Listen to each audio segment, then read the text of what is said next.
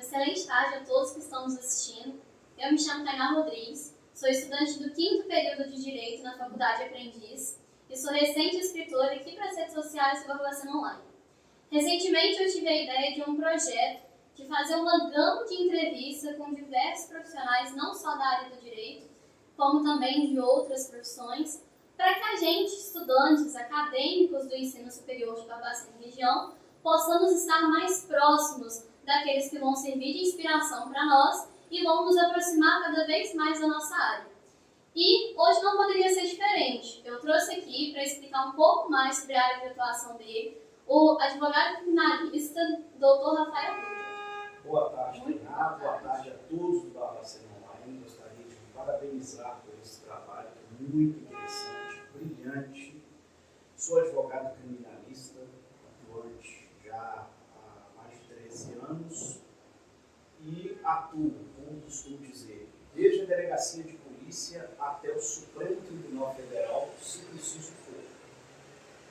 Entendo que nós, advogados, devemos falar, principalmente para os estudantes, o quão interessante a advocacia é. Porque hoje nas faculdades, os professores falam muito do concurso público, mas a advocacia é muito interessante e apaixonante. A advocacia pode sim despertar aí uma paixão em todos os estudantes de direito e nos operadores do direito. E uma coisa que as pessoas falam bastante é que a advocacia na prática e na teoria elas são bastante diferentes. O que eu acredito bastante que muda a vida do estudante é fazer o estágio. Inclusive, a minha primeira oportunidade de estágio foi justamente com você. Inclusive, te agradeço muito por isso, porque por mais que tenha ficado por pouco tempo, eu aprendi muito com você. E eu queria saber mais como é que foi esse seu início na advocacia, porque ao sair da faculdade e ingressar no mercado de trabalho da advocacia, as pessoas normalmente falam que elas têm muita dificuldade para captar clientes, para conhecer pessoas. Como é que foi isso para você? Bom, quando eu ingressei na faculdade de Direito, eu queria ser delegado de polícia. Veja uma diferença.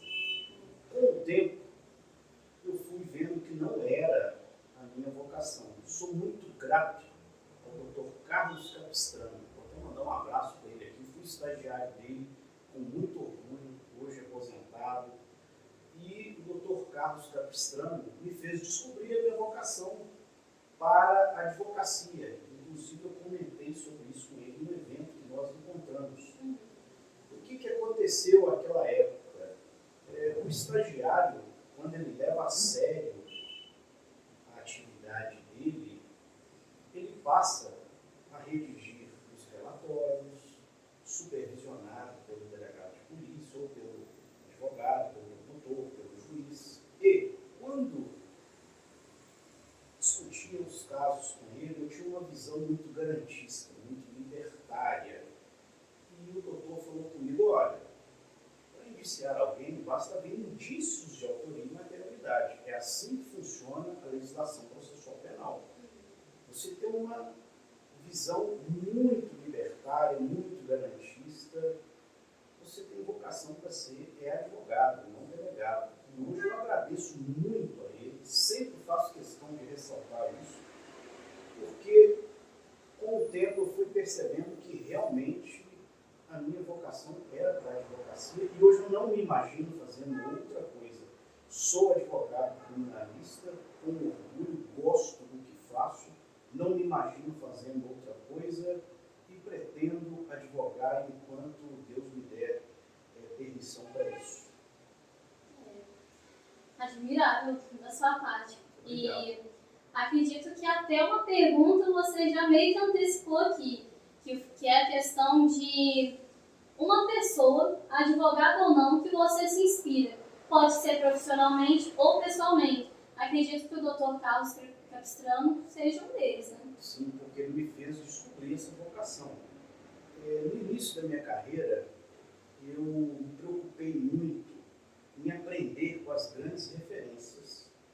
Fui até Belo Horizonte e tive uma oportunidade para acompanhar o Dr. Décio Quaresma para acompanhá-lo nos tribunais do júri popular, nas audiências, nas suas sustentações orais no Tribunal de Justiça de Minas Gerais. Pedi para aprender também com o doutor Zanoni Manuel, que para mim é um dos grandes expoentes da advocacia criminal, principalmente no júri. Isso fez toda a diferença, porque a gente sai da faculdade cru e a gente tem que aprender Tem que essas saber o que fazer, grandes referências. Sou muito grato a eles. E tinha também como grande inspiração, quando ele advogava, porque hoje ele é ministro do Supremo Tribunal Federal, o doutor Cristiano Zanin, que hoje vem exercendo um trabalho brilhante no STF.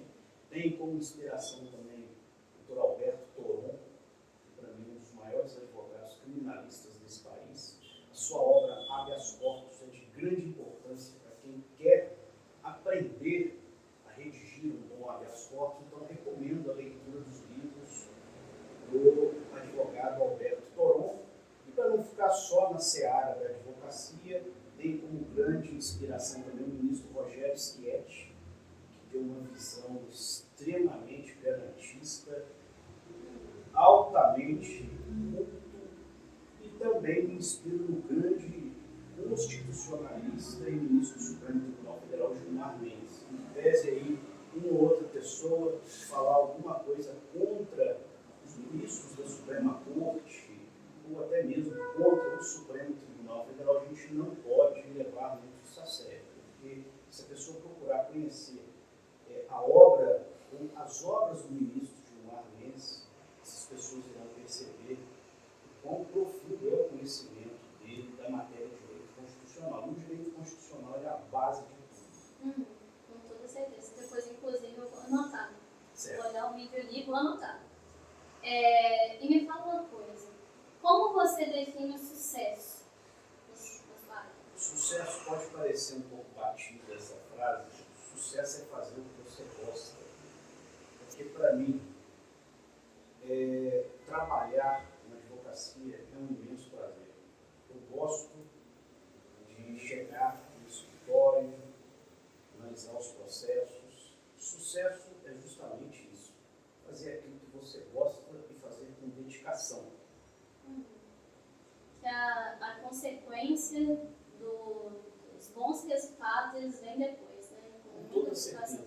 Se você trabalhar na mesma constância que todos trabalham, você vai ter que todo mundo alcança, que não, todo mundo não consegue alcançar grandes resultados. Se você deseja alcançar o que poucos alcançam, você tem que trabalhar muito mais do que a maioria trabalha. Na advocacia criminal, por exemplo, eu costumo dizer que 8 horas diárias não irão me proporcionar bons resultados. O advogado tem que investir em livros, fazer os cursos de especialização. Eu gosto muito de acompanhar os julgamentos na TV Justiça, que transmitem as sessões plenárias do Supremo Tribunal Federal, do STJ. Gosto de ler os votos dos ministros, pois são verdadeiras aulas. Então, é isso. Hoje, não podemos mais ficar presos só à letra da lei. Hoje é a jurisprudência que rege o direito. Com toda certeza. E como é que você pode me explicar o papel do advogado ao explicar a importância para o cliente dos direitos e dos deveres dele? O advogado, ele é a voz daqueles que em muitas circunstâncias estão desesperados, segregados de suas liberdades. Então, você precisa explicar a ele com clareza qual é a real situação. Jamais iludir o cliente, jamais prometer algo que você não tenha condições de cumprir. Não depende de você. Não depende do advogado, então não prometa. A única coisa que o advogado deve prometer é muito empenho e dedicação dentro dos limites da lei. O advogado que chega prometendo o resultado, isso aí não é algo muito salutar. Porque se você não conseguir cumprir a sua promessa, isso pode ferir a sua reputação e pode colocar em risco até a integridade física, principalmente do advogado criminalista.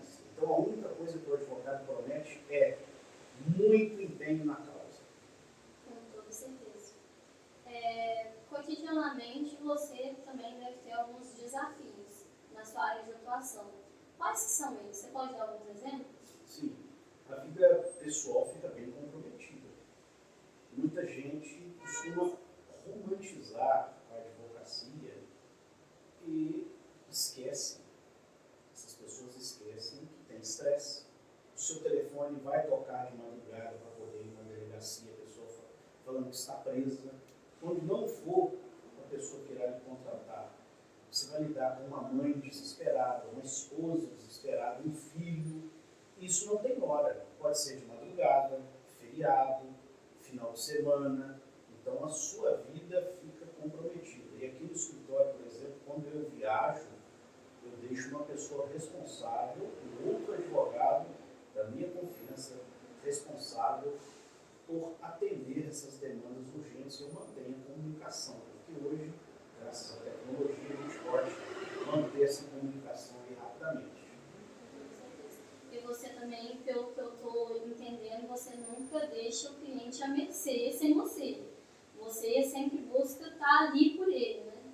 Olha, como eu te disse, eu não consigo, às vezes, atender a todos, porque a demanda é muito grande, mas eu tenho advogados da minha confiança, né, que, por exemplo, me auxiliam e conversam comigo, discutimos o caso, e se eu não estiver embapacendo, certamente essa pessoa terá uma assistência qualificada de um profissional da minha confiança e que preste esse auxílio aqui para o escritório. Entendi. Que conselho você daria para uma pessoa que está começando na área agora? Eu costumo dizer que não desistir já é o primeiro passo. Muita gente vai chegar e falar, a advocacia está saturada. Não escutem essas pessoas. Geralmente quem vai te dar um péssimo conselho é alguém que não tem uma vida bem estruturada. E hoje, a nova geração está vivendo o melhor momento da advocacia. Hoje, as redes sociais funcionam como se fosse uma vitrine. Você tem ali a possibilidade de ser visto pelo mundo inteiro, de divulgar o seu trabalho dentro da ética. A OAB, inclusive, instituiu a Comissão do Marketing Digital para orientar os advogados a como proceder, né, com as suas mídias digitais. Hoje, nós temos acesso a todas as decisões do STF, do STJ, na palma da mão.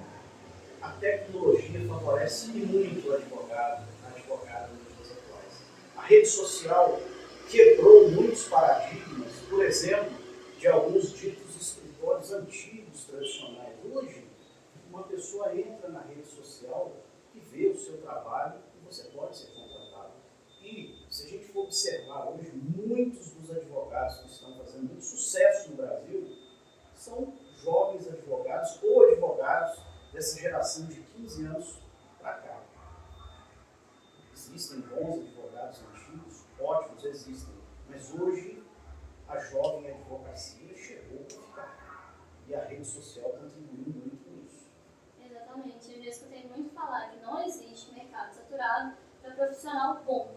Se você é bom, o mercado nunca vai estar saturado para você. Não existe mercado saturado. O que existe são pessoas que desistem e que escutam conselhos errados. Eu sempre penso da seguinte maneira: eu vou ouvir o conselho dessa pessoa, eu troco a minha vida pela vida dela. Se a resposta for não, a gente escuta, mas entra aqui e sai aqui. Sim. E me fala uma coisa que você pôde aprender com todos esses anos de advocacia. Que não existe nada impossível.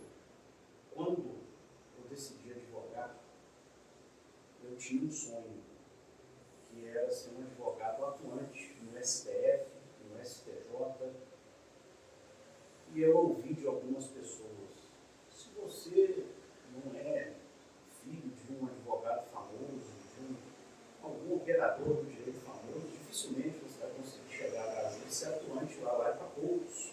Tem que ser conhecido lá. Eu não ouvi isso. Cheguei até lá, tudo Foi confiante em si, né? Fui confiante, atuo constantemente em Brasília. E se eu pudesse, hoje, voltar atrás, faria tudo de novo e jamais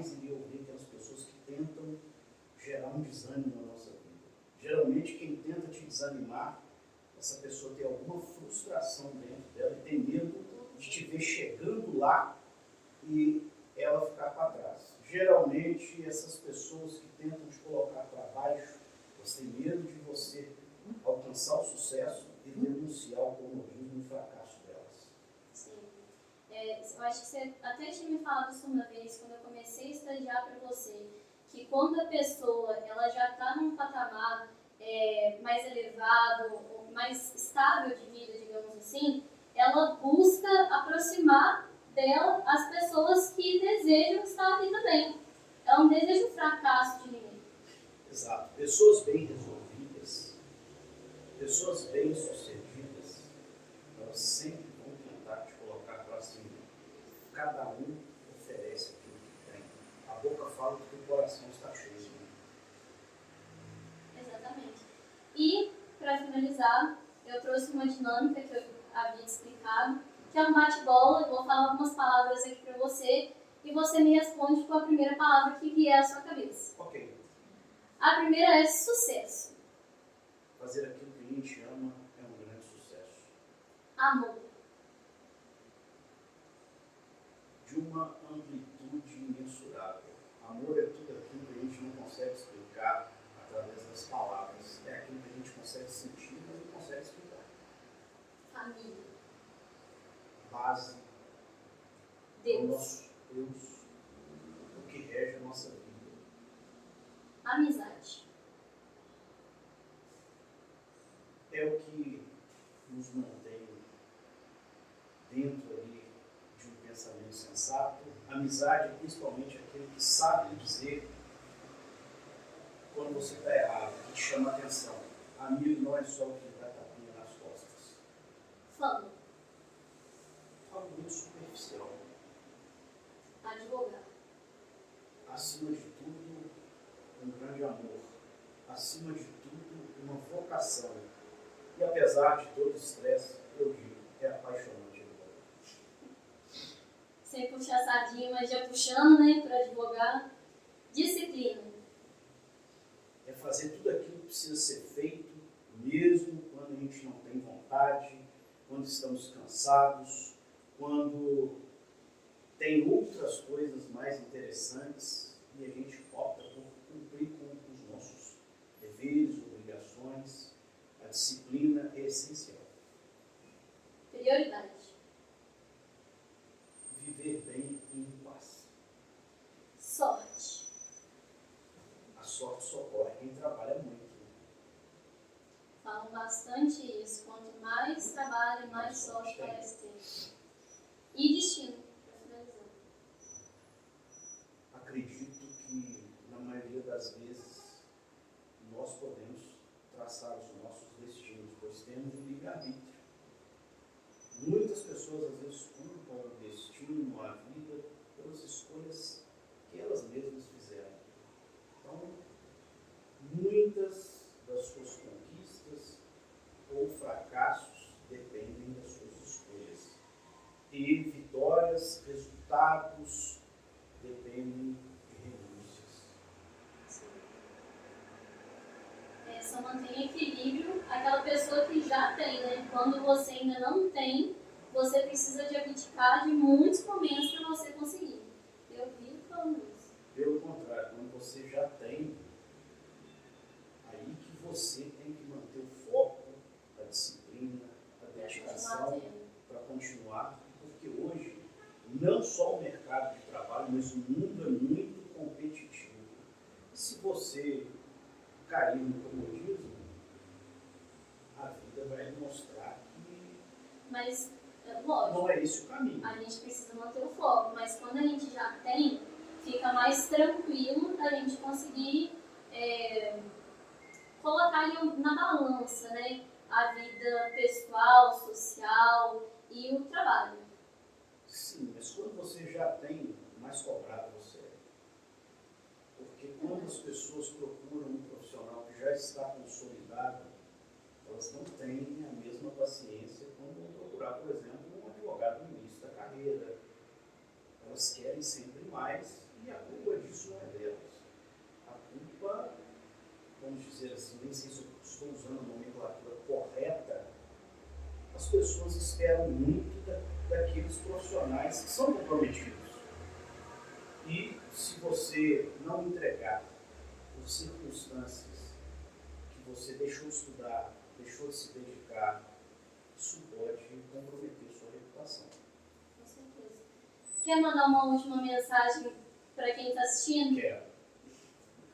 Foi um prazer imenso esse bate-papo aqui. Prazer tudo meu. Tá? Nós temos aí agora os estudantes de direito que irão formar em julho, teremos formatura, né? E depois em dezembro, não é isso mesmo? Desse ano? Não é? Não, ainda não. Ainda não. E para quem chegou na faculdade de direito agora, ou para quem já está prestes a se formar, encarem a advocacia como uma atividade apaixonante, interessante, porque hoje a maioria das pessoas querem só o concurso, e a advocacia é algo apaixonante. A advocacia deve ser uma atividade que os alunos observem com a mente mais aberta. Não é só de concurso que vive um homem, não é mesmo? Até porque, eu costumo dizer, sem advogado não há justiça, está na Constituição Federal. E só a advocacia conseguiu me abrir portas que eu jamais poderia imaginar que um dia eu chegaria lá. Por exemplo, a advocacia me proporcionou conhecer e atuar no Supremo Tribunal Federal. Se eu tivesse feito um concurso, jamais eu teria atuado lá, eu estaria atuando no STJ. Me proporcionou conhecer muitos dos advogados que eu leio nos livros deles, quando estou nas sessões de julgamento em Brasília, por exemplo, Gustavo Badaró, Roberto Toron. Só a advocacia conseguiu me proporcionar isso, porque eu sempre olhava o STF, o STJ, pensava, um dia eu sonho em chegar lá. E só a advocacia conseguiu me proporcionar isso. Talvez se eu tivesse ingressado por alguma carreira pública, eu não tivesse chegado onde eu sempre sonhei, que era nessa atuação em tribunais superiores. E graças a Deus você conseguiu chegar onde você queria. Graças a Deus. E me coloco à disposição dos alunos para conversar, qualquer coisa que precisarem. O tempo é corrido. Mas fico à disposição, é sempre um prazer poder falar com os alunos, porque vocês são aí o futuro do direito. Amanhã vocês estarão julgando na magistratura, exercendo a função de fiscal da lei no Ministério Público, exercendo a atividade policial como delegados, delegadas, estarão na advocacia, na defensoria pública. O leque do direito é imenso. Vocês são o futuro do direito. Então a gente tem que cuidar bem dessa geração que está chegando. Muito obrigado. E é isso. Eu que agradeço demais, viu, pelo seu tempo, sua disponibilidade e o carinho de você ter me recebido aqui de braços abertos para gravar essa entrevista comigo. Eu que agradeço, parabéns pelo seu trabalho. Tenho Muito certeza que você vai estimular bastante os estudantes de direito.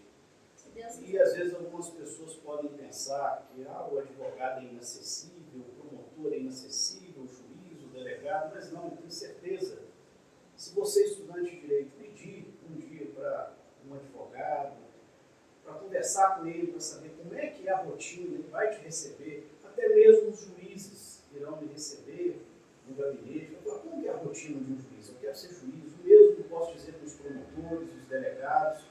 Eu digo que somos privilegiados, porque Barbacena, nós temos juízes, promotores e delegados que são educados, que têm uma relação muito boa com a advocacia, e tenho toda certeza que até mesmo se os diretores das faculdades quiserem levar os alunos para conhecer como é que é uma delegacia de polícia, o nosso delegado regional irá receber todo mundo muito bem, no Ministério Público serão bem recebidos, se quiserem conhecer previamente marcado, ou mesmo na Defensoria Pública, na OAB, porque essa parte de conhecer na prática e na realidade como tudo funciona, isso é de suma importância.